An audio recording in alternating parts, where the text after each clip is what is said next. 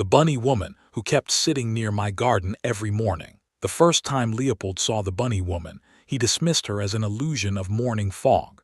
The shocking truth was, she wasn't from Earth at all.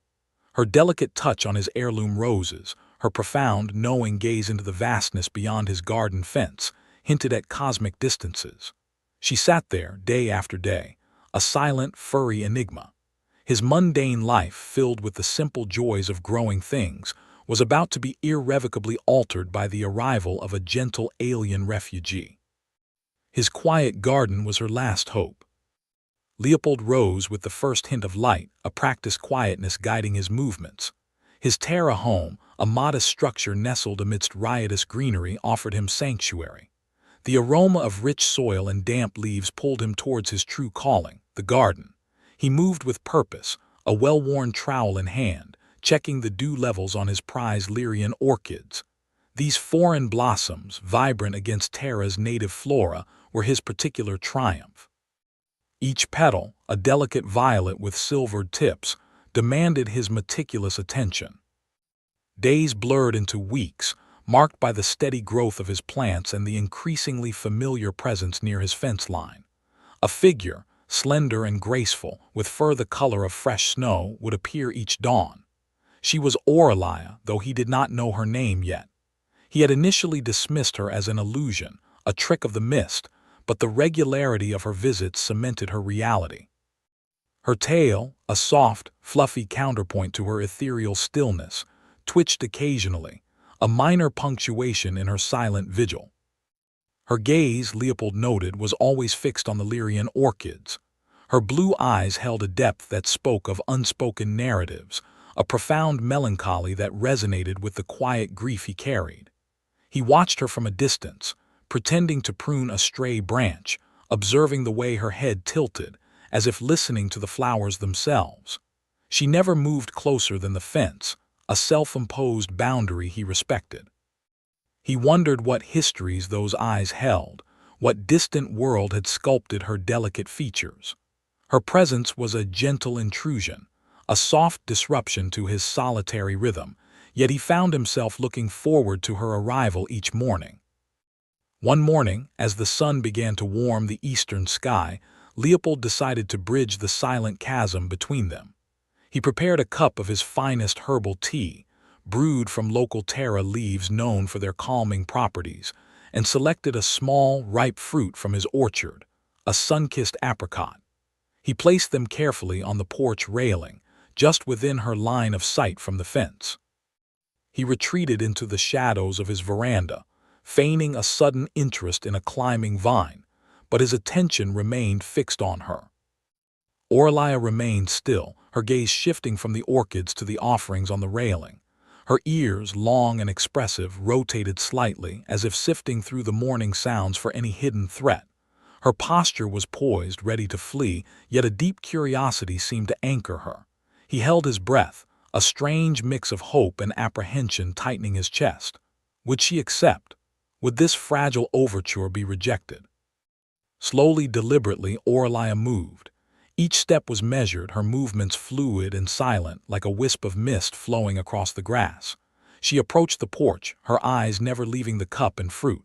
Her hand, slender and covered in soft fur, extended hesitantly. She traced the rim of the teacup with a finger, her touch impossibly light. Then, with a decisive grace, she picked up the cup. A soft, musical sound escaped her lips, barely audible, yet clear in the morning stillness. "Thank you." The words hung in the air, a delicate chime.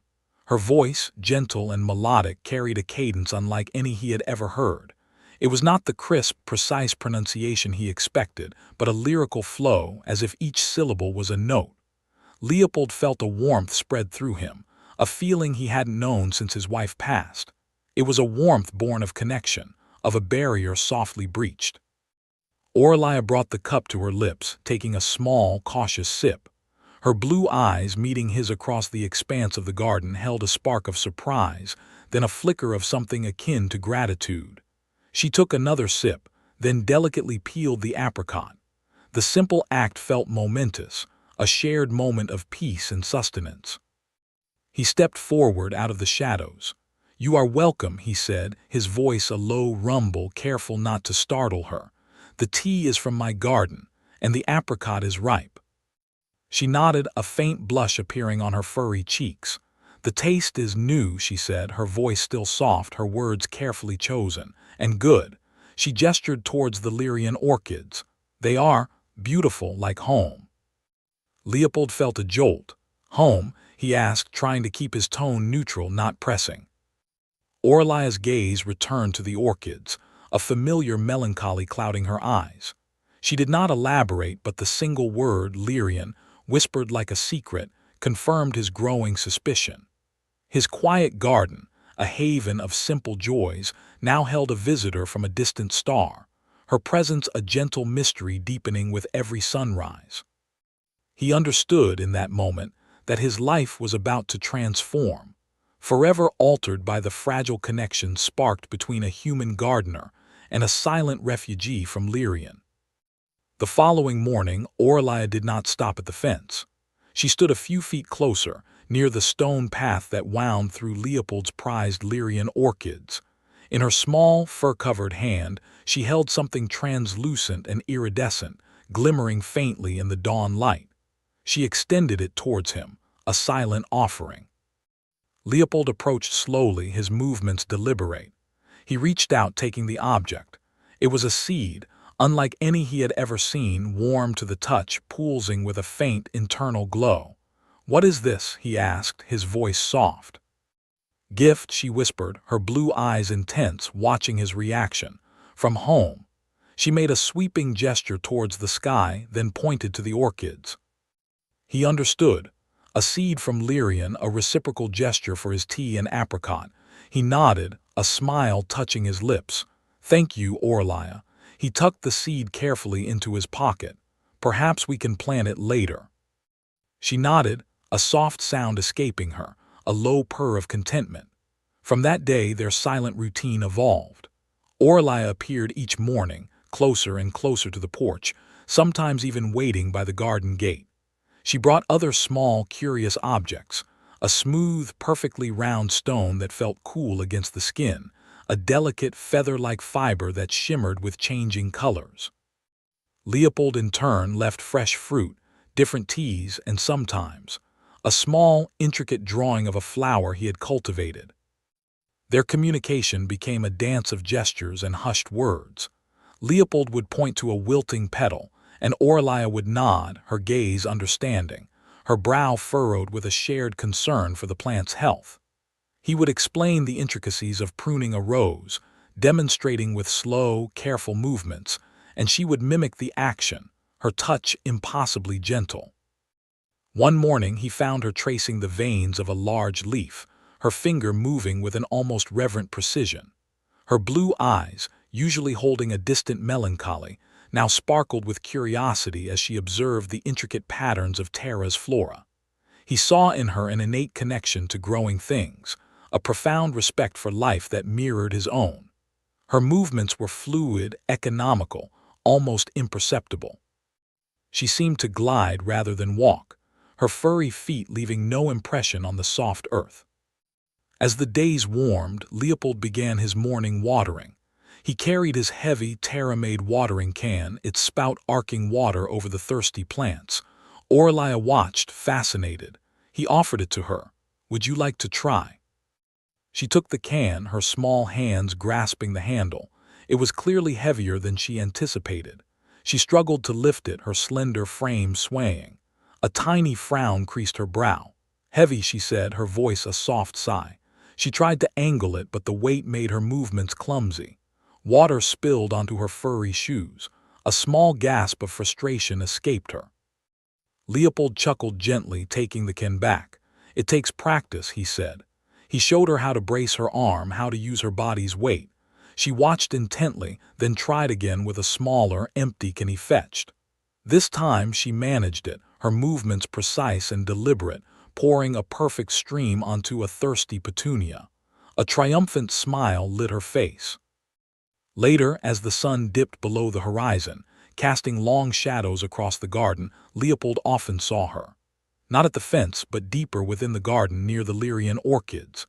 She would sit, her back straight, her gaze fixed on the darkening sky. He never interrupted these silent vigils, sensing a deep yearning, a profound connection to the stars. Her eyes would seem to absorb the distant pinpricks of light, as if searching for something familiar, something lost. One evening, as he prepared to go inside, she turned to him, her voice barely a whisper. "Here," she said, gesturing around the garden with an open hand, "I feel safe." She pressed a hand to her chest, then extended it towards him. Solace. Leopold felt a profound warmth bloom in his chest. His quiet garden, once a sanctuary only for himself, had become a refuge for her. Her words, simple yet deeply felt, resonated with his own need for peace. He understood then, more than ever, that Orlia was not merely a refugee. Her presence carried a weight, a significance that transcended his simple understanding of the cosmos. His intuition whispered that her origin was far grander than he first imagined, his quiet life now holding a fragile secret, a beacon of hope for a distant world. The next morning, as Leopold pruned the climbing roses, Orlia knelt beside a sprawling bush. Her fingers, delicate yet strong, sifted through the rich soil at its base. A glint of tarnished metal caught her eye. She pulled it free, a small, intricate device, no larger than her palm, encrusted with dried earth. It hummed faintly, a pulse of almost forgotten energy, a relic from a life she had thought lost forever. "What is that?" Leopold asked, stepping closer, his shears falling silent. His heart quickened with an unspoken premonition. Orlia held it carefully, her expression a mix of awe and profound sadness, her gaze distant, fixed on the object. "Mine," she whispered, her voice a fragile echo. "From before. My world." She pressed a tiny panel on its side. With a soft click, a faint, holographic projection flickered to life above the device, displaying swirling patterns of vibrant green and blue, but marred by spreading gray blight. "A dying world." "Lyrian," she said, her voice barely audible yet resonating with deep sorrow that twisted Leopold's gut. "My home. It fades, slow." Leopold stared, a gasp catching in his throat. The impossible truth, a whisper from his intuition, now stood stark and undeniable before him. He felt a profound sense of disorientation, as if the very ground beneath his feet, his familiar terra, had shifted beneath a cosmic revelation. "I am Orlia," she continued, her voice gaining strength, though still soft, urgent, propelled by a desperate need. "Emissary, we seek new home." She gestured to the projection, which showed increasingly barren lands, then swept her hand towards Terra's vibrant garden, a stark contrast of life and decay. Lyrian's slow collapse, for cycles, need, thriving world, like Terra. He understood. Not a sudden cataclysm, but a creeping environmental demise, forcing a desperate generations-long exodus. The old stories, the whispered tales of cosmic wanderers seeking solace, of hidden starfarers finding refuge on distant planets, echoed in his mind. He had always dismissed them as fanciful myths, charming but unbelievable. Now one such traveler, a gentle, fur-covered emissary, stood before him, her planet's last hope. His initial shock began to melt into profound empathy, a wave of human understanding for her impossible burden, for the quiet strength hidden beneath her soft exterior. "You are not alone," he said, his voice steady despite the tremor that ran through his hands, a testament to his burgeoning resolve. "Your people are in great trouble." She nodded, her large blue eyes meeting his, full of raw pleading and a fragile hope that pierced him to his core. "We watched Terra for many cycles. Our data suggested viability. Your world, it thrives. Our scientists, they believe it could sustain us, if suitable, if we learn enough." Leopold thought of his garden, a microcosm of Terra's boundless life, its resilience, its delicate balance. He saw the sheer potential, the desperate, yearning hope in her gaze. His protective warmth, which had grown steadily since her arrival, now surged into a fierce determination. This wasn't just about his quiet garden anymore. It was about an entire civilization on the brink, searching for a second chance. And he, a simple gardener, was being asked to play a part. "My garden," he said, looking around at the flourishing life, The Lyrian orchid's now a powerful symbol of connection rather than mere exotic mystery. It is already your sanctuary, but it can be more, much more.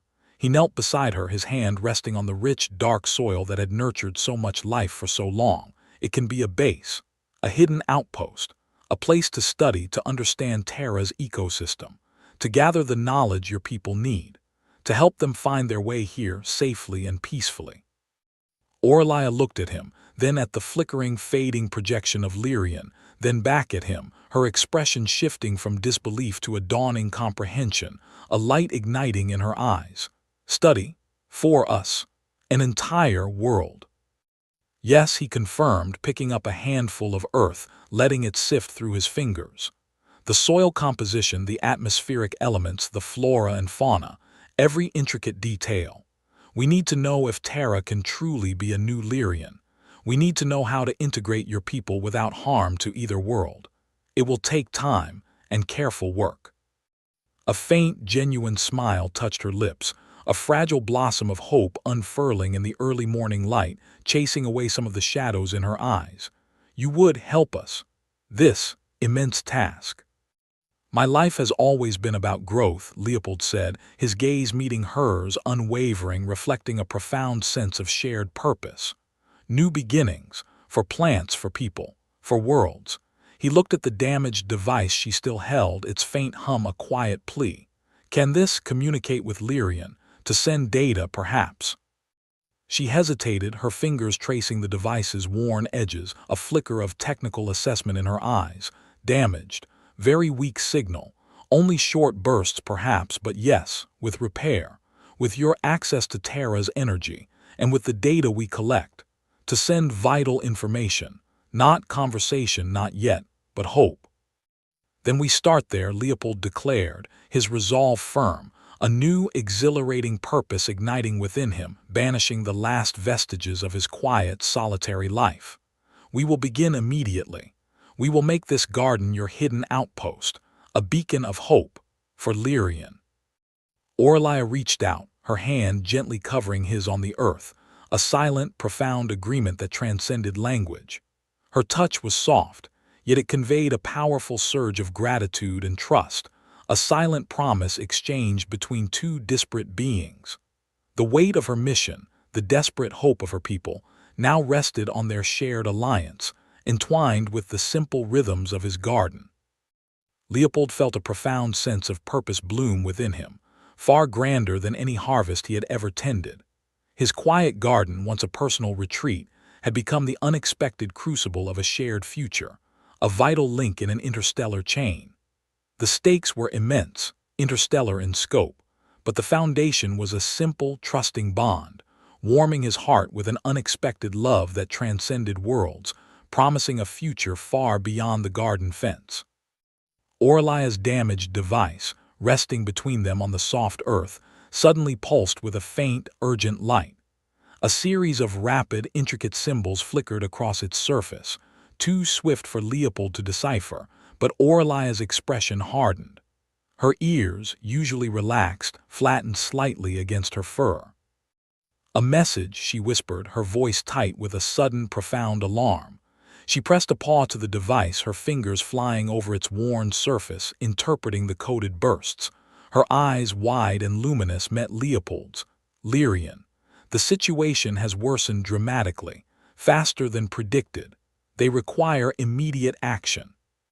Leopold felt a cold dread settle in his stomach, a stark contrast to the garden's warmth.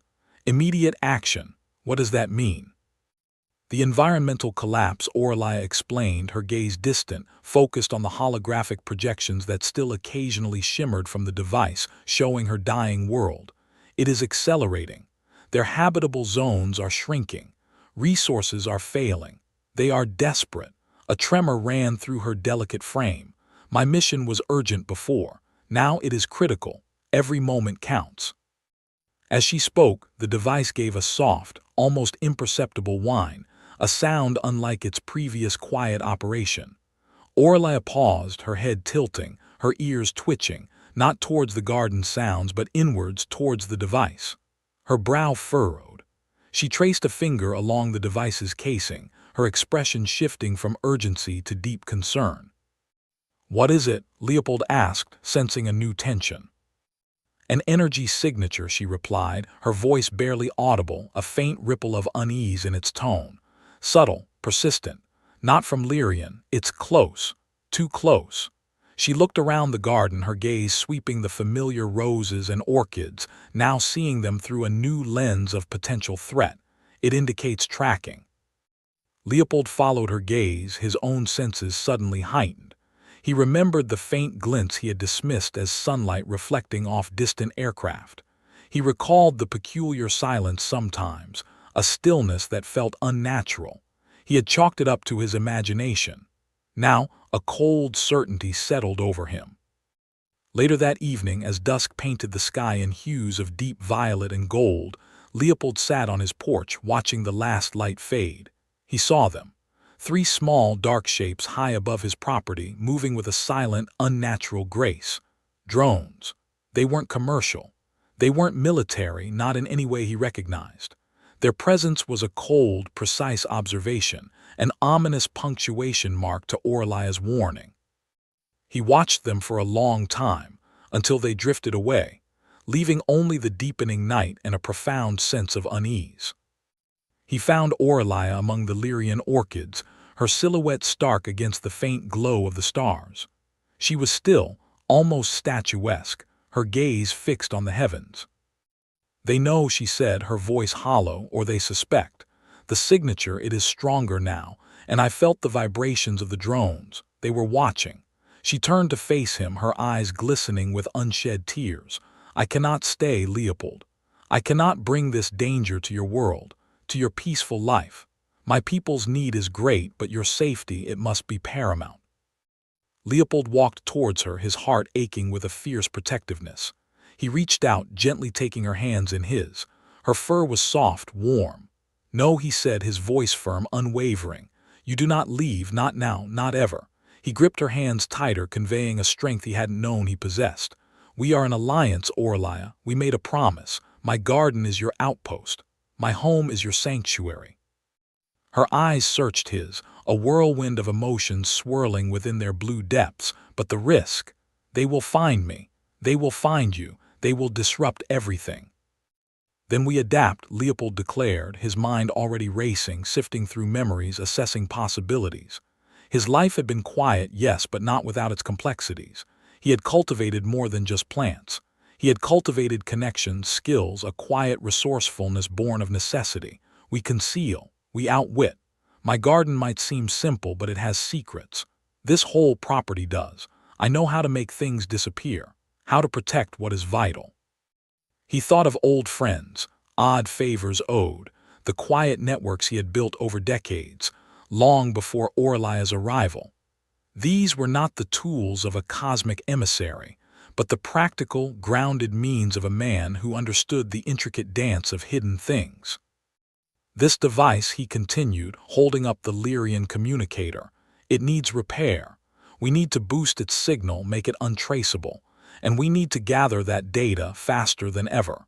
We will use the threat against them, make them think they are close while we are miles ahead." Orlia looked at him, her initial despair slowly giving way to a flicker of renewed hope, a fragile spark in the encroaching shadows. You have a plan." "A beginning of one," Leopold confirmed, his resolve hardening into a clear, unwavering purpose. He tightened his grip on her hands, feeling the electric current of their shared determination. "This garden, this sanctuary, is not compromised. It has merely become a battlefield. And we, Orlia, are ready to fight." His heart swelled with a profound, quiet love for this extraordinary being, for their impossible mission. The stakes were immense, the danger palpable, but standing beside her, he felt an unexpected, fierce joy. Their bond, forged in quiet moments and shared vulnerability, now became an unbreakable shield against the encroaching darkness, a beacon of hope for 2 worlds entwined. Leopold led Orlia through a winding path behind the main rose beds, past trellises heavy with climbing jasmine, to a section of the greenhouse she had never fully explored. It was older, constructed with reinforced glass and thick, interlocking metal frames, partially built into a gentle slope of earth. A heavy, camouflaged door, disguised by overgrown vines, opened with a soft click, revealing a surprisingly spacious interior. "This is the nerve center," Leopold announced, flicking a switch. Warm, diffused light filled the space, illuminating workbenches cluttered with tools, communication equipment, and an array of plant care instruments. "My grandfather built it," said a gardener always needed a place for his secrets, both botanical and otherwise. Orlia stepped inside, her keen eyes scanning the intricate setup. It was far more advanced than she had anticipated from a simple gardener's shed. "This is not merely a greenhouse," she observed, a note of awe in her voice. "It is a sanctuary within a sanctuary." "Precisely," Leopold agreed, moving to a large table. He placed the Lyrian communicator carefully in the center. "First, we need to understand this. My knowledge of alien tech is limited, but the principles of energy transfer, signal amplification, and data encryption are universal. We adapt what we know to what we have." He pulled a complex diagnostic device from a drawer, its wires coiled neatly. "My people's technology operates on a different energy matrix," Orlia explained, her fingers tracing the smooth lines of the communicator. "The core power regulator was damaged in transit. We require a stable, high-yield energy source to boost the signal beyond their tracking capabilities." Leopold nodded, already dismantling a panel on the communicator with precise movements. "High-yield, stable, that sounds like a specialized battery cell, not something you pick up at a corner store." He paused, his gaze distant. "But I know a man, a friend, an engineer who owes me a favor. He designs power grids for off-world mining operations. He might have what we need or know how to build it." "Trusting others carries risk," Orlia cautioned, though her gaze remained fixed on Leopold's steady hands. She watched him work, his focus absolute, his movements economical. There was a quiet strength in him, a depth she was only beginning to fully comprehend. He was not just a gardener, he was a protector, a strategist, a man of hidden talents. "Risk is inevitable now," Leopold countered, not looking up. "But calculated risk with allies is better than facing it alone. This friend, Elias, he's discreet, he understands discretion. He built the custom power system for this very greenhouse 20 years ago. Said I was paranoid, wanting it off-grid and shielded, but he did it anyway." A faint smile touched his lips. "Never hurts to be prepared." He carefully removed a delicate component from the Lyrian device, examining it under a magnifying glass. "The primary relay is fused. We can bypass it, but that will require rerouting the internal energy flow. You understand the schematics, Orlia. I understand the mechanics of making things work, even when they're broken." Orlia moved closer, her mind already analyzing the intricate Lyrian circuitry. "The energy matrix is highly sensitive. Any instability could render it useless. The bypass must be precise, integrated with the existing subsystems." She pointed to a series of crystalline conduits. "These are the primary data channels. They need to be shielded, made invisible to external scans." "Shielding," Leopold mused, his eyes lighting up. "I remember Elias talking about a new alloy designed for stealth drones. Light, durable, and electromagnetically inert. He might have samples or know where to get them." He pulled out a worn datapad and began typing, composing a carefully worded message. "I'll send him a coded request. No direct mention of you or Lyrian. Just a project requiring his unique expertise." Orlia watched him, a warmth spreading through her chest. Her people had always relied on advanced technology, on vast, centralized systems. Leopold's methods were different, personal, grounded, reliant on human connection and ingenuity. It was a stark contrast, yet profoundly effective. He embodied a resilience she hadn't known existed. This planet, Terra, held more than just a potential home. It held a lesson in adaptation. "While we wait for Elias," Leopold continued, setting aside the datapad, "we need to finalize the data package. What information is most critical for Lyrian right now?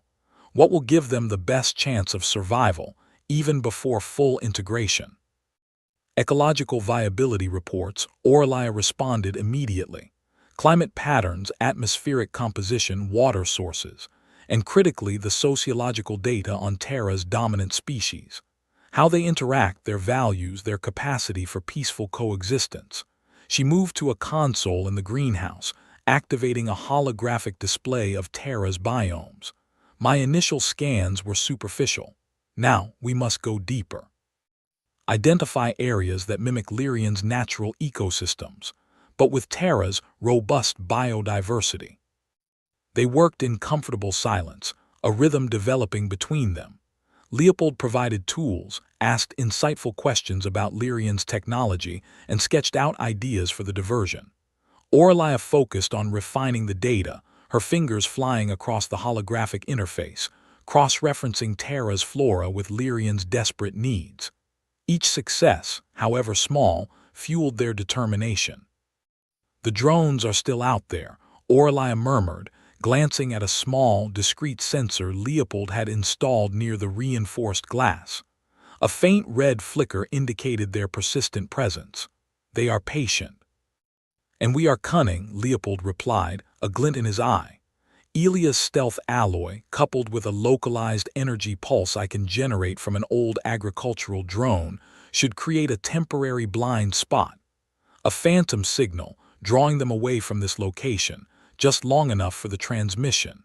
He tapped a schematic on his workbench. We make them chase shadows while we move mountains. Oralia looked at him, truly seeing him. His hands, calloused from years of working the soil, were now meticulously repairing a complex alien device. His mind, accustomed to the slow growth of plants, was weaving an intricate web of deception and alliance. He was everything she hadn't expected and everything she now needed. A quiet hope, vibrant as his Lyrian orchids, bloomed within her. This garden, this man, this impossible mission had become more than just a sanctuary. It was a beginning. Together, they were building not just a signal, but a bridge between worlds and a future they never dared to imagine. The greenhouse hummed with the quiet energy of their shared purpose, a testament to the unexpected strength found in unity.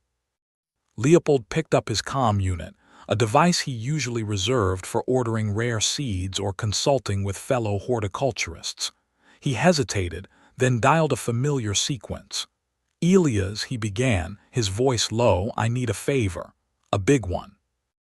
Oralia watched him, her ears twitching with curiosity.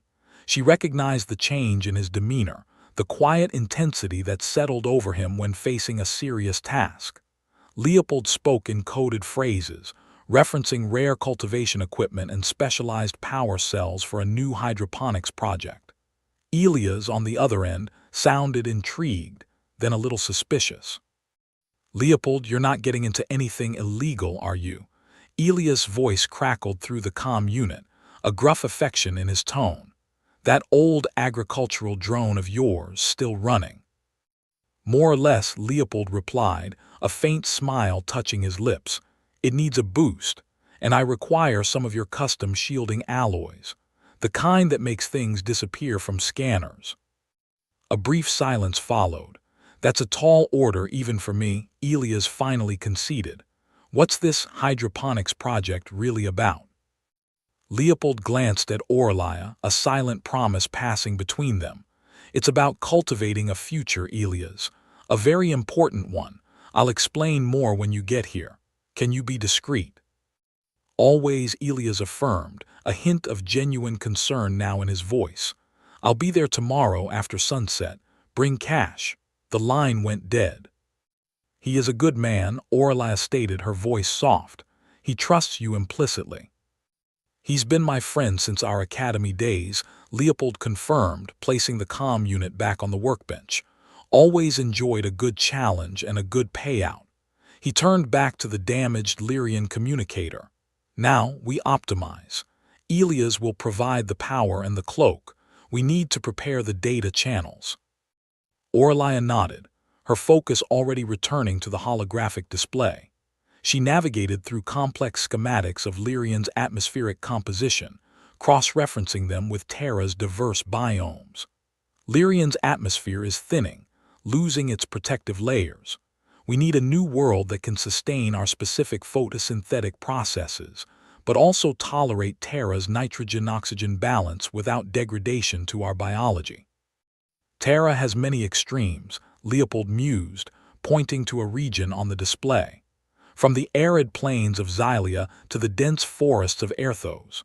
We must find the sweet spot, a place where Lyrian life can flourish without displacing existing ecosystems. They worked through the night, their movements synchronized. Orlia extracted core data from her device, transferring it to Leopold's modified agricultural drone. The drone, a relic of his early gardening experiments, would serve as the temporary diversion. Leopold, meanwhile, meticulously rewired its internal systems, adapting its energy output to generate a focused, short-duration pulse. This pulse needs to be strong enough to mimic a significant energy signature, Leopold explained, tightening a connection, but brief enough to avoid detection, drawing the drones away for a crucial window. He tested a low-power sequence. A faint whine emanated from the drone, a flicker of light from its modified emitter. Orlia observed his hands, strong and precise. She had seen him tend delicate orchids, his fingers gentle. Now, they manipulated complex wiring with equal dexterity. It was a strength she found profoundly comforting, a blend of resilience and care. The tracking drones are persistent, Orlia said, checking the discrete sensor. The red flicker remained constant. They will not give up easily. Then we will be more stubborn, Leopold declared, wiping a smudge of grease from his brow. Every minute we gain is a minute closer to safety for your people. Every detail here matters. He paused, looking at her, a moment of shared vulnerability passing between them. Are you all right, Orlia? She met his gaze, her blue eyes reflecting the holographic glow. I am hopeful, a feeling I had almost forgotten. Your dedication, your willingness to face this unknown threat for my world, it is profound. She reached out, her furred hand gently touching his arm. You risk everything. Some things are worth risking everything for, Leopold replied, his voice soft, his hand briefly covering hers. The warmth of her touch, the genuine gratitude in her eyes, resonated deep within him. This was no longer just about helping a refugee. It was about shared purpose, about an alliance forged in desperation, blooming into something far deeper than either of them had anticipated. They returned to their tasks, the silence between them now filled with unspoken understanding. The greenhouse, once a place of quiet contemplation for Leopold, had become a crucible of their combined efforts.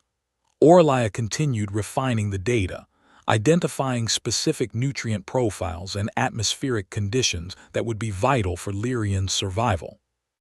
Leopold worked on integrating a specialized power conduit for Elia's upcoming delivery, ensuring a seamless connection to Orlia's communicator. The hours dissolved, marked only by the shifting patterns of the holographic projections and the steady rhythm of their determined work. The persistent red flicker of the drone sensor served as a constant reminder of the encroaching threat, yet it only fueled their resolve. They were not merely repairing a device. They were weaving a new destiny, one thread at a time. The greenhouse light dimmed as dusk settled, mirroring the tension inside. Leopold checked his comm unit again. Elia's was due any moment. Orlia, her brow furrowed in concentration, adjusted the holographic projections of Terra's diverse biomes, her fingers gliding over the controls. She paused, her gaze fixed on the sensor displaying the red flicker. The drones are closer. I feel it. He will be careful, Leopold assured her, his voice low. He scanned the perimeter of his property through a discreet monitor feed. A dark speck moved quickly along the tree line, then vanished behind the old barn. Leopold moved to the side entrance, unbolting it just enough to slip through. Elia's was already there, a large, nondescript crate nestled securely in his utility vehicle's cargo bed. His face, etched with fatigue, held a knowing look. Your hydroponics project demands some serious hardware, Leo, he said, handing over a heavy, insulated container. These aren't easy to get without questions. "You are a lifesaver, Elias," Leopold replied, taking the container. He could feel the latent power humming within it, and discretion is appreciated. Elias nodded, his eyes briefly sweeping the shadowed greenhouse entrance. "Always. Just make sure whatever you're growing brings a good yield." He offered a small, knowing smile, then climbed back into his vehicle, disappearing into the twilight without another word.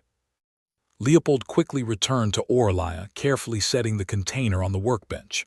The power cell and the alloy. He opened the container. Inside, nestled in protective foam, was a compact, dark gray power cell, gleaming faintly, and several sheets of a thin, iridescent material. Orlia's eyes widened. The stealth alloy. It is even more advanced than I imagined. She reached out, her fingers brushing the material, a faint hum resonating from it. "This will provide the shielding we need." "Then let's integrate it," Leopold said, already reaching for his tools. He began to carefully dismantle the outer casing of Orlia's Lyrian communicator, exposing the delicate internal circuitry. The power conduit needs to be perfectly aligned. Any fluctuation could damage the core. Orlia worked beside him, her small, precise tools far more delicate than his own. She guided him with soft instructions, her knowledge of Lyrian technology invaluable. The data channels require a full rerouting through the alloy's matrix. It will absorb any external energy trace. Hours passed in focused silence, broken only by the soft clink of tools and their whispered exchanges. Leopold meticulously soldered connections, his hands steady despite the immense pressure. Orlia, with uncanny foresight, anticipated each step, handing him the correct component before he even asked. The stealth alloy, once cut and shaped, fit seamlessly around the communicator's core, a dark, protective shell. Suddenly, the red flicker on the sensor intensified, turning a brighter, more aggressive crimson. A faint, high-pitched whine became audible, even through the greenhouse's reinforced walls. "They are directly overhead," Orlia stated, her voice tight. "Multiple signatures."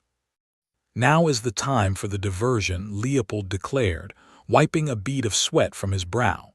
He moved to the modified agricultural drone, now sleek and dark, its propulsion jets ready. "Are you ready with the pulse coordinates?" Orlia rapidly input data into a small control pad, targeting a low-frequency atmospheric disturbance 3 clicks north. It should draw them away for at least an hour. Leopold nodded, strapping the device to the drone's underside. "Good. Give me the signal." He opened a small, camouflaged hatch in the greenhouse roof. The night air was cool and still. "Now," Orlia commanded. With a soft hiss, the drone lifted off, a barely visible shadow against the stars, spiraling upwards and away. Leopold watched its progress on the monitor. Seconds later, a brilliant, focused energy pulse erupted from the drone, an invisible beacon flaring in the night sky. On their sensor, the aggressive red signatures of the tracking drone swerved, instantly changing course, racing towards the false target. The high-pitched whine faded into the distance. Orlia let out a slow breath, her shoulders relaxing slightly. It worked. For now. A wave of relief washed over them, a momentary respite. That buys us precious time. Leopold turned back to the communicator, a sense of urgency renewed. "Let's finish this. We need to test the signal integrity." While Leopold fine-tuned the final connections, Orlia returned to her biome projections. Her fingers danced across the holographic interface, sifting through data points. "Leopold," she said, her voice filled with a new kind of excitement, "I have found a promising candidate. The sylvan glades of Arbonia. Its atmospheric composition is remarkably similar to Lyrian's, and the flora shows incredible adaptability." Leopold looked at the shimmering green projection, a vibrant, rich landscape unfolding before him. Arbonia, it sounds promising. He felt a surge of hope, but what are the challenges? Orlia's expression grew serious. "The challenges are formidable. Arbonia is a protected wilderness, a delicate ecosystem. Any integration would need to be absolutely minimal, nearly invisible, to avoid disruption. And there are indigenous species that are highly territorial. A puzzle, then, Leopold mused, his gaze fixed on the holographic forest, but a solvable one. He completed the final connection, a soft click echoing in the greenhouse. The communicator is ready for its first test. Orlia turned, her blue eyes meeting his. In that moment, the weight of their shared purpose, the risks they faced, and the fragile hope they held, coalesced into a profound understanding. His steady resolve, her enduring hope, intertwined. They were a team, cultivating not just a garden but a future. The silence in the greenhouse was no longer tense, but filled with a quiet, powerful anticipation. The communicator pulsed with a soft, internal light beneath Orlia's delicate touch. Its core crystal, once dull, now shimmered, reflecting the green glow of the greenhouse. She adjusted a series of intricate dials, her brow furrowed in concentration. Leopold watched, his hand resting lightly on her shoulder, a silent anchor. He felt the tremor in her fingers, the nervous anticipation that vibrated through her small frame. This was more than a device. It was a fragile lifeline. A holographic star map shimmered into existence above the console, displaying constellations far beyond Terra's familiar sky. Orlia's luminous blue eyes scanned it, swiftly locating Lyrian's distant coordinates, a faint, almost imperceptible point of light. She pressed a final sequence on the interface, her breath held captive in her chest. The crystal flared, a brilliant surge of energy, then pulsed erratically. A harsh, grating static erupted from the device, filling the greenhouse with its discordant sound. The star map distorted, flickered, then vanished, leaving only the persistent, empty hiss. Orlia's ears drooped, a profound disappointment washing over her features. "Nothing," she whispered, her voice barely audible above the static. "The signal is too weak, too scattered." She looked up at Leopold, her hope momentarily dimmed. Interference, or maybe worse. The stealth alloy, while perfect for concealment, might be reflecting our own signal. It's too contained within this space. Leopold squeezed her shoulder gently. "We built this room to contain. We need a way to release the signal, a conduit that's directional and temporary." He stepped back, surveying the greenhouse structure, his mind already racing for solutions. "We need to punch through, not just whisper." Orlia's gaze sharpened, a spark of renewed determination in her eyes. "A directional burst, a micropulse. We could adapt your barn's main solar array. It's already exposed, designed to absorb and convert energy. We could reconfigure it briefly to project." Leopold considered her idea, a flicker of understanding crossing his face. Exposed, yes, but for how long? The risk of detection was paramount. Less than a second, Orlia clarified, her fingers already sketching calculations on a projected interface. A fractional burst, just enough to bypass Terra's atmospheric interference and the tracking agent's generalized sweeps. It would be a blind shot, but powerful. "The drones will return," Leopold stated, his gaze fixed on the distant outline of the barn. "They were only diverted. We need to time this perfectly. Is there a specific window when Lyrian is best aligned for such a short, focused transmission?" Orlia nodded, her expression serious. "Not just alignment. Terra's unique atmospheric density and electromagnetic fields play a critical role. There is a precise temporal window tomorrow, just before dawn. The atmospheric interference is at its lowest, and crucially, the tracking agent's patrol patterns are statistically at their weakest point. A narrow sliver of opportunity." Leopold felt a surge of adrenaline mixed with the weight of responsibility. "Then we reconfigure the barn's solar array. A temporary override, a focused energy transfer system. It's an intricate process. One misstep and we could not only fail but also fry the entire power grid, drawing even more attention." "I will guide you," Orlia said, her voice firm, unwavering. "My people's future depends on this. And now, so does your sanctuary." She met his gaze, and in her blue eyes he saw a vulnerability that deepened his resolve.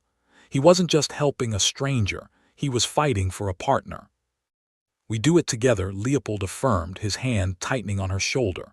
Her soft fur brushed against his arm, a warmth spreading through him that transcended the cool air of the greenhouse.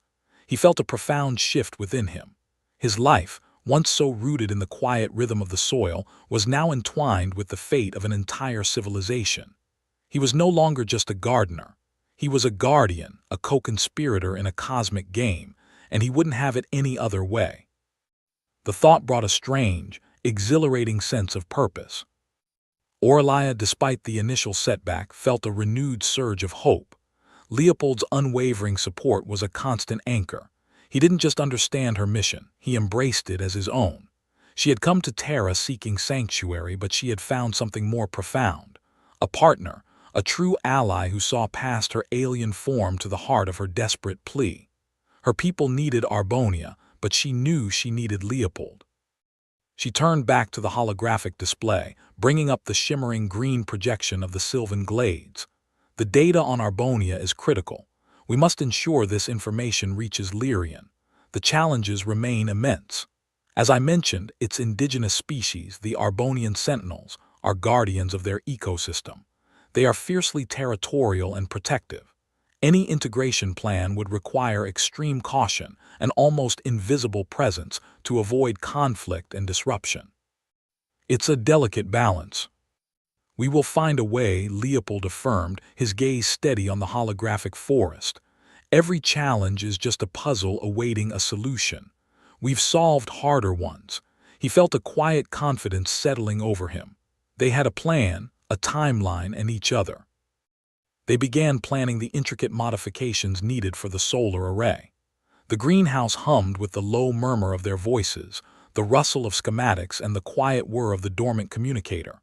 They meticulously detailed each step, the precise wiring adjustments, the power flow recalibrations, the exact timing sequence.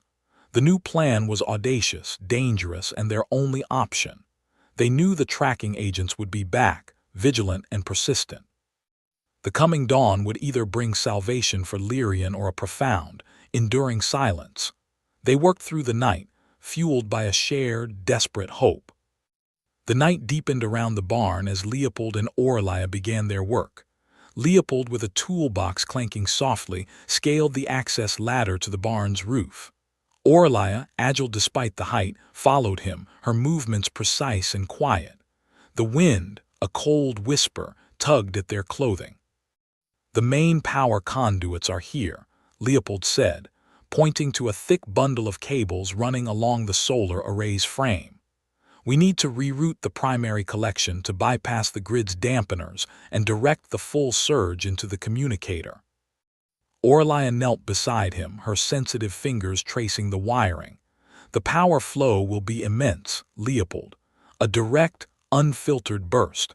Are the communicator's internal shields sufficient to handle it?" "Elia's stealth alloy is robust," Leopold replied, already disconnecting a heavy-gauge cable. "It was designed for much higher energy fields. The greater risk is detection. This burst will be like a flare in the void, even if brief. Then we must ensure its brevity is absolute, and its aim perfect," Orlia stated, her gaze fixed on the northern horizon, where the first faint hint of pre-dawn light would soon appear. "The temporal window is narrowing." They worked in a synchronized rhythm, their breaths fogging in the cold air. Leopold handled the heavy wiring, his strong hands expertly stripping insulation and securing new connections. Orlia, with her keen eye and understanding of energy dynamics, guided him on the precise points for the rerouting, her delicate fingers testing conductivity, her internal thoughts racing through complex equations. She checked the array's alignment, making minute adjustments to the panels, ensuring they would capture the sun's first rays with maximum efficiency. "This section needs a direct bypass," she indicated, tapping a junction box. "The energy surge must be contained to this specific path, or the entire array could overload." Leopold grunted in agreement, already reaching for a specialized tool. "Good catch. The original design wasn't made for interstellar messaging." He chuckled softly, a nervous release of tension. more for powering a few extra hydroponic lamps. The hours melted away. The stars began to fade, replaced by a subtle lightening of the sky. The air grew colder, sharper. Their fingers were numb, but their resolve burned bright. The communicator, now nestled in a specially reinforced housing at the array's apex, pulsed with a low, expectant sound. Orlia connected a final data cable, her hand hovering over the activation sequence. The data packets are compressed, encrypted. They contain everything: Arbonia's biome profile, atmospheric composition, indigenous species analysis, potential integration strategies.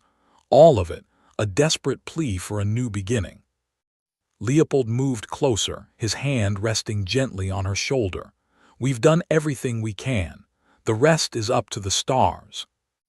Orlia nodded, her blue eyes reflecting the emerging pre-dawn glow, and to the precision of this moment.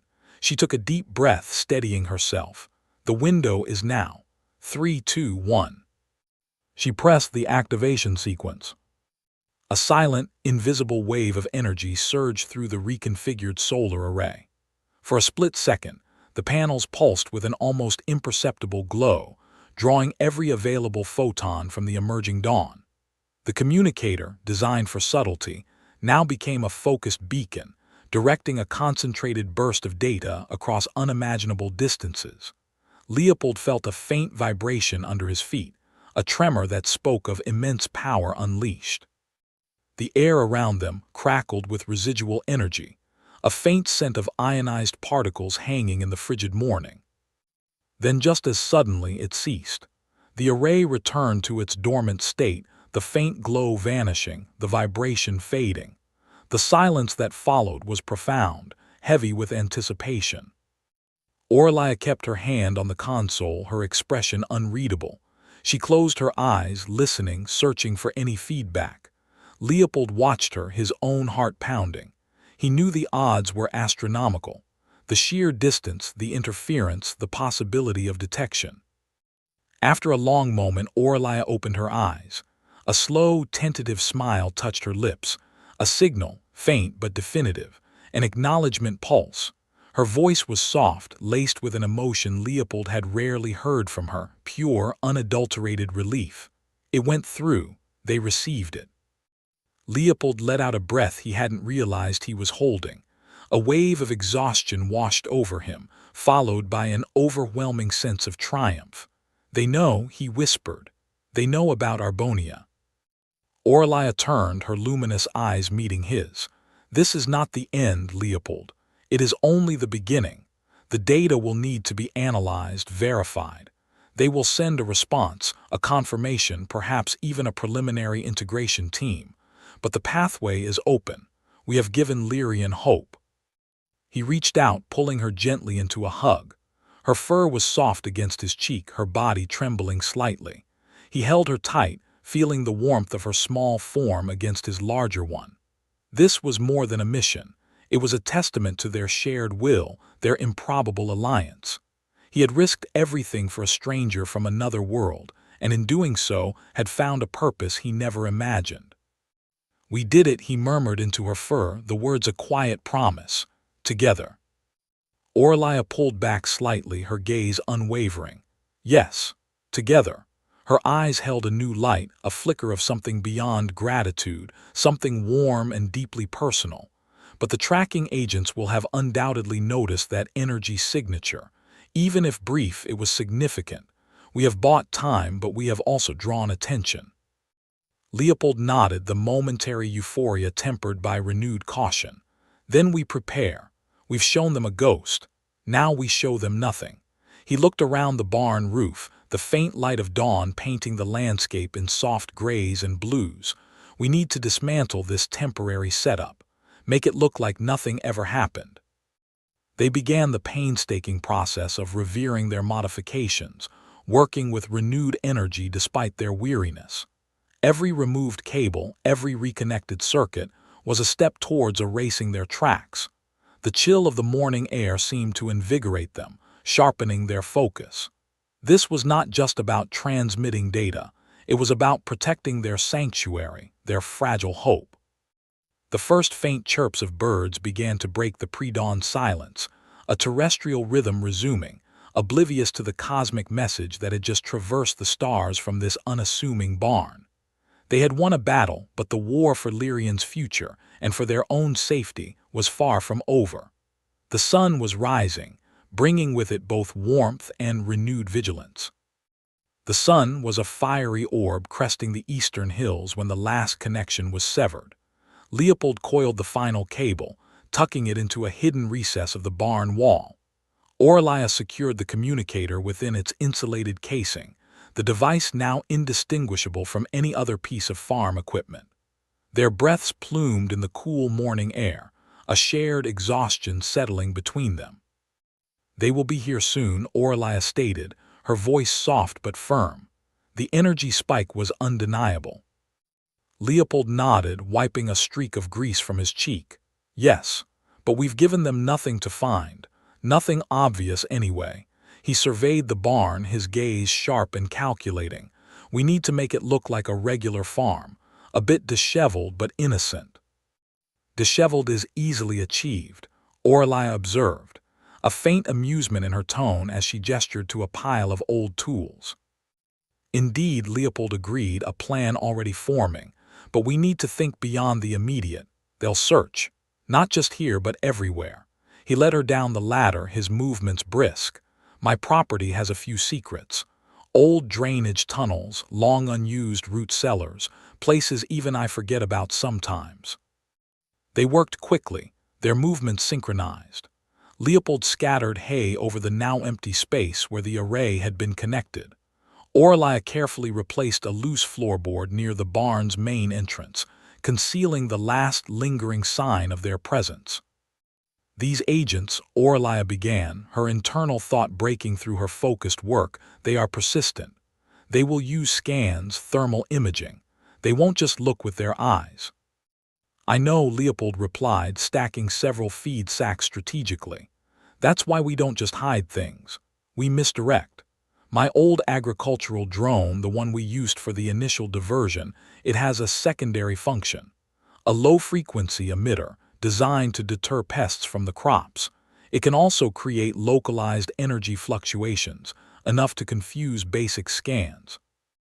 Orlia's ears twitched with interest. "A ghost signal, brilliant." "Precisely," Leopold affirmed. "I can activate it from the greenhouse. It will make this area seem like a mess of background noise to their equipment. They'll waste time chasing phantom readings." He paused, looking at her intently. "While they're doing that, you'll be safe in the greenhouse. Use the time. Refine the Arbonia data. We need every detail if Lyrian is to make this work." "I understand," Orlia said, her gaze meeting his. "You will be exposed." "It's my land," Leopold replied simply. "I know its quirks better than any agent. And I know how to play the part of a grumpy old farmer who doesn't like trespassers." A wry smile touched his lips. "It's a role I've had some practice with." He led her from the barn through a concealed path, their footsteps muffled by the dew-kissed grass. The greenhouse, their fortified hub, appeared calm and unremarkable in the burgeoning light. Inside, Orlia moved to the console, her fingers already flying across the interface, sifting through the layers of environmental data they had gathered for Arbonia. The planet was a viable option, but the nuances of its biomes, its atmospheric composition, its indigenous flora and fauna, all needed meticulous analysis for Lyrian's delicate adaptation. Leopold went to a small, hidden panel beneath a potting bench. He activated the drone's low-frequency emitter, a faint, almost imperceptible thrum starting somewhere in the barn. It was a subtle, almost invisible defense. He then checked the greenhouse's external sensors, confirming their readiness. Orlia looked up from the console, her expression earnest. "Leopold, thank you for everything, for risking so much." He met her gaze, a warmth spreading through him. "We're in this together, Orlia, always." He took her hand, his thumb gently stroking her fur. The touch was brief, but it spoke volumes of their bond, forged in shared purpose and growing affection. "Stay here. Focus on Lyrian. I'll handle the uninvited guests." He left the greenhouse, locking the reinforced door behind him. He moved towards his house, deliberately leaving a few tools scattered near the porch, creating a tableau of mundane morning activity. He made himself a cup of tea, the aroma filling the quiet kitchen. He had just settled into his armchair, a worn book in his hand, when the first vehicle approached. Two dark, unmarked transports rolled silently up his driveway, their presence an immediate violation of the morning's peace. Several figures, clad in dark, utilitarian gear, disembarked. They moved with a practiced efficiency, spreading out across his property, their scanning devices already active. Leopold watched from his window, feigning disinterest. He took a slow sip of tea, his heart beating a steady rhythm against his ribs. He saw them approach the barn, their devices sweeping the perimeter. A subtle flicker of confusion crossed one agent's face as their scanner reacted to Leopold's ghost signal. They regrouped, discussing the anomalous readings, their voices too low to hear. The agents spent the next hour meticulously searching, their movements precise but increasingly frustrated. They entered the barn, sweeping its interior, their scanners lighting up erratically around the areas where Leopold's drone was creating interference. They found nothing. No hidden array, no powerful energy source, just the usual clutter of a working farm. One agent even stooped to examine the floorboard Oralia had replaced, then shrugged and moved on. As the sun climbed higher, casting long shadows across the garden, the agents finally converged back at their transports. Their leader, a stern-faced woman, glanced once more at the barn, then at Leopold's house. She saw him sitting by the window, reading his book, an image of serene normalcy. With a curt nod, she signaled her team. The transports hummed to life, turning slowly and then retreated down the driveway, leaving only tire tracks on the gravel. Leopold watched them go, his breath slowly exhaling. He hadn't realized how tightly he'd been holding it. He rose, walking to the greenhouse. Oralia was waiting, her face etched with concern. "They're gone," he announced, a tired smile touching his lips. "For now." Oralia opened the door, stepping out and pulling him into a tight embrace. "You were magnificent," she whispered into his shoulder. "They found nothing. Your ghost signal worked perfectly." "We bought ourselves more time," Leopold said, returning her hug with equal fervor. "And you, what did you achieve?" Oralia pulled back, her eyes shining with renewed purpose. "I've refined the Arbonia data significantly. Identified 3 primary zones that could support Lyrian life with minimal terraforming. And I've begun compiling a list of essential resources we'll need to establish contact with the local authorities there." She held up a data chip. "This is the next step, a detailed blueprint for Lyrian's future." Leopold looked at the chip, then back at Oralia.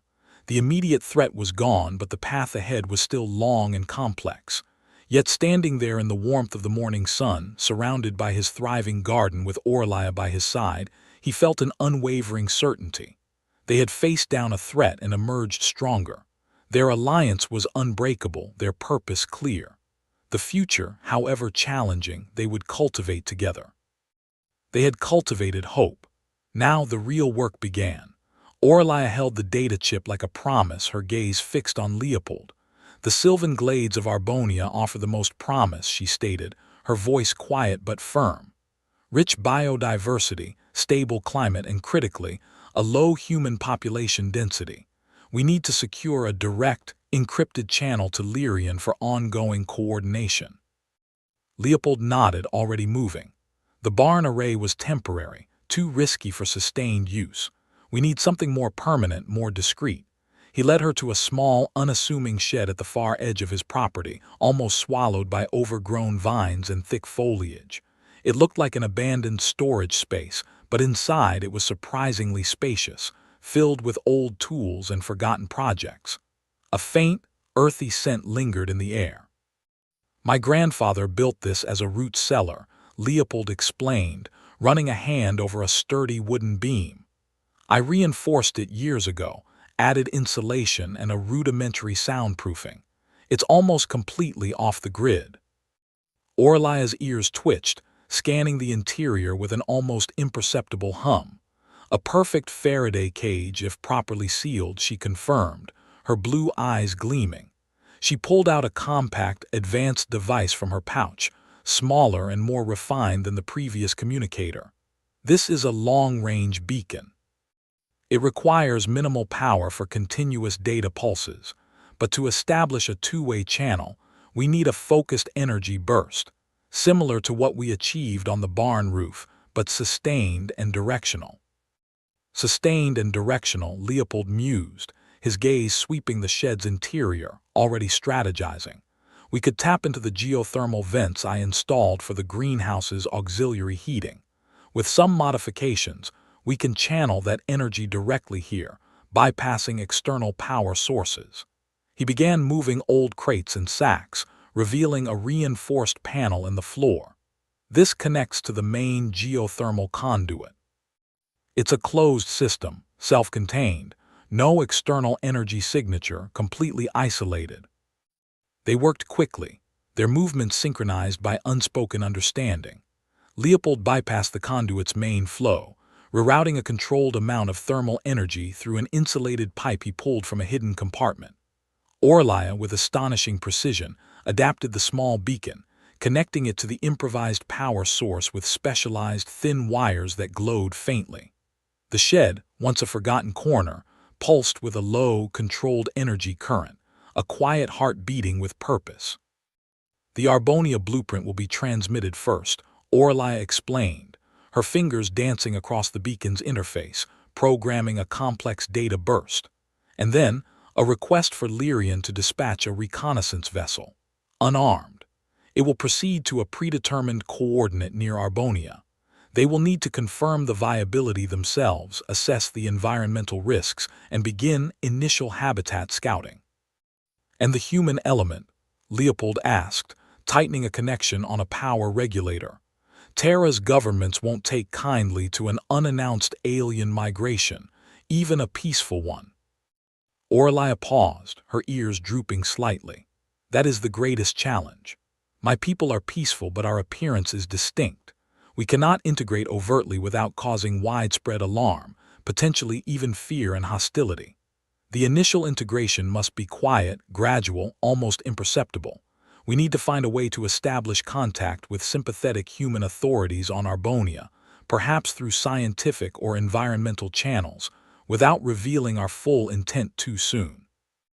Leopold considered this, a thoughtful frown creasing his brow. Arbonia is known for its numerous environmental research stations. Many scientists there are passionate about preserving indigenous species and ecosystems.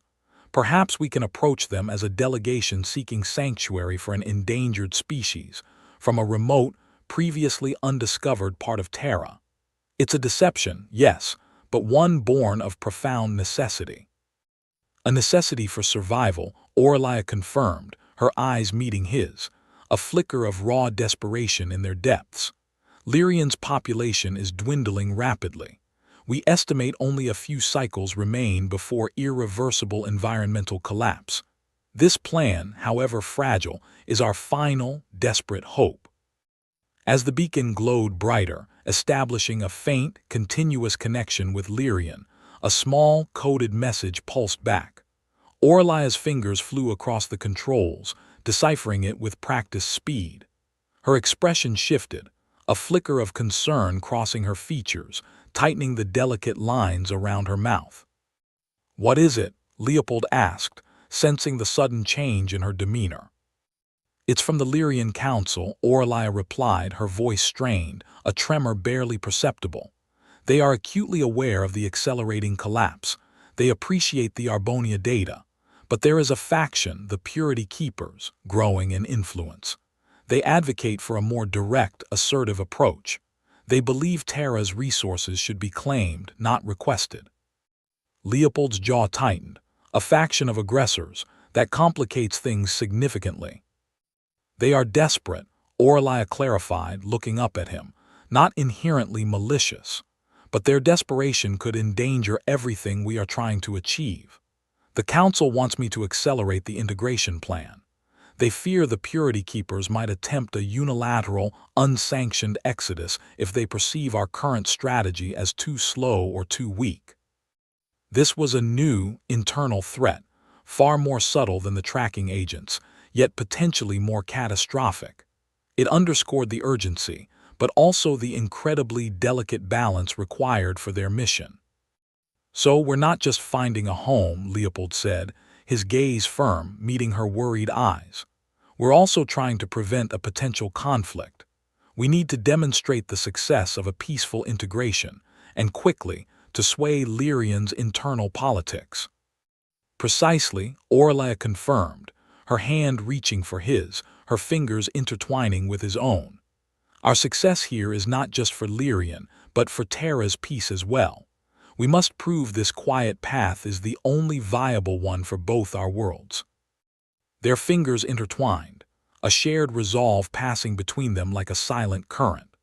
The small, hidden shed, now a nexus of interstellar diplomacy, hummed with the quiet promise of a future. The path ahead was fraught with internal and external challenges, a delicate dance between urgency and discretion. But standing together, amidst the scent of old wood and the soft glow of the beacon, Leopold and Orlia knew they would face it. They had a blueprint, a connection, and an unbreakable bond forged in starlight and garden soil. The next steps, they understood, would define not just their future but the future of two worlds. The quiet integration would require more than just a new planet. It would demand a bridge of understanding, one they were determined to build piece by painstaking piece, before time ran out.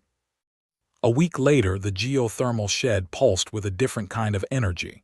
The long-range beacon, now tuned to a specific, secure frequency, chimed softly. A new signal, distinct from the initial acknowledgement pulse, was coming in. Leopold checked the readings, his brow furrowed. "It's the recon vessel," he confirmed, looking at Orlia. "Coming in fast but on the agreed trajectory. No unexpected deviations." Orlia's ears twitched. "Let's hope it carries good news, not more conflict." Her voice held a note of anxiety. The internal struggle on Lyrian weighed heavily on her. They watched the main screen. A small, sleek Lyrian scout ship, designed for stealth and rapid deployment, shimmered into existence above the sylvan glades of Arbonia. Its descent was controlled, silent. Orlia activated the secure comms. "Greetings, Emissary Orlia," a calm, authoritative voice replied. "This is Captain Riel of the Lyrian Council's reconnaissance fleet. We have established a temporary, cloaked position as per your coordinates. We await your detailed report." Relief washed over Orlia. Captain Riel was known for his adherence to Council directives. This was not a Purity Keeper vessel. "Welcome, Captain," Orlia responded, her posture straightening. "We have much to discuss. I am transmitting a secure data package now, detailing Arbonia's suitability and our proposed integration strategy." Leopold stood beside her, his presence a silent anchor. He knew this was Orlia's moment to present their carefully crafted plan. "The data shows Arbonia is a viable candidate," Orlia explained, her voice gaining confidence. "Its sylvan glades offer a perfect ecological match for Lyrian flora, and initial atmospheric analyses are promising. More critically, our strategy emphasizes peaceful, gradual integration, leveraging existing human environmental initiatives." Captain Riel's voice was neutral. "Emissary, the Council is aware of the growing impatience of the Purity Keepers. Their proposals for a more direct approach are gaining traction, fueled by our people's desperation." "A direct approach would be catastrophic," Orlia stated firmly. "Terra is not undefended. More importantly, its inhabitants are not adversaries. They are potential allies. Leopold, a Terra native, has been instrumental in demonstrating this." Leopold stepped forward, his voice steady. "Our world has faced its own ecological challenges. We understand the need for preservation. A collaborative effort, focused on mutual benefit and sustainable practices, is the only path that ensures long-term success for both Lyrian and Terra. We've identified key human environmental organizations that would be receptive to a discrete partnership. Captain Riel considered their words. Your data package details a precise, phased approach. It involves a small, initial Lyrian settlement in a carefully chosen, uninhabited zone. This would allow for controlled adaptation and minimal impact, while establishing trust with local Terra authorities. Exactly, Aurelia confirmed. We can demonstrate that Lyrian's presence is a benefit, not a burden. Our advanced bioengineering and ecological restoration techniques can help Terra heal its own damaged ecosystems. This is a chance for symbiosis, not conquest. A pause stretched across the comms. Then Captain Riel's tone shifted, a hint of admiration in his voice. Emissary, the Council has reviewed your preliminary data. Your success in evading tracking agents and establishing this communication channel has impressed them. Furthermore, your emphasis on diplomacy and respect for Terra's sovereignty is compelling. Your proposal offers a clear alternative to the Purity Keeper's more aggressive stance. We believe this path provides the necessary hope for Lyrian, Aurelia said, her gaze meeting Leopold's, and ensures peace for Terra. The Council has decided, Riel announced. Your strategy will be adopted. A small, initial group of Lyrian bioengineers and ecologists will be prepared for transport within 3 cycles. They will arrive on the recon vessel, equipped to begin the quiet integration in the designated Sylvan Glades zone. Their mission will be to prove the viability of your plan. Aurelia let out a slow, silent breath. It was happening. The first step was being taken. This is excellent news, Captain, she managed, a genuine smile gracing her lips. We will prepare for their arrival. One more thing, Emissary, Riel added.